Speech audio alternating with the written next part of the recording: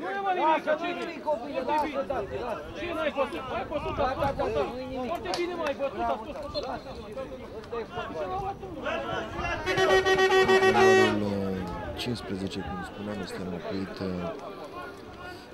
cu jucătorul cu numărul 14 și iarăși o intervenție.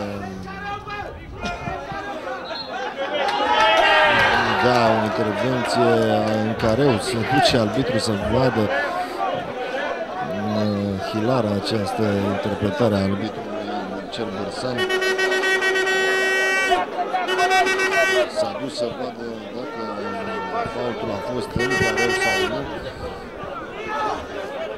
Era și destul de departe de fază. Se dictează penalti în minutul 69. Al treilea penalti dictat în această partidă. Numărul 5, același Rioșanu, care a transformat în prima repriză penaltiul, și așează balonul și tot îl va executa.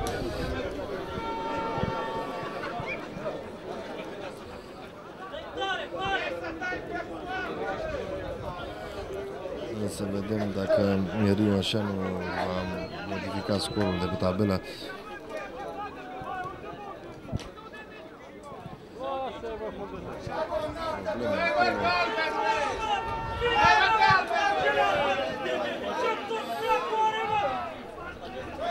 Protestează oaspeții, nu-s de acord cu felul în care mingea a fost așezată pentru VAR la 11 metri.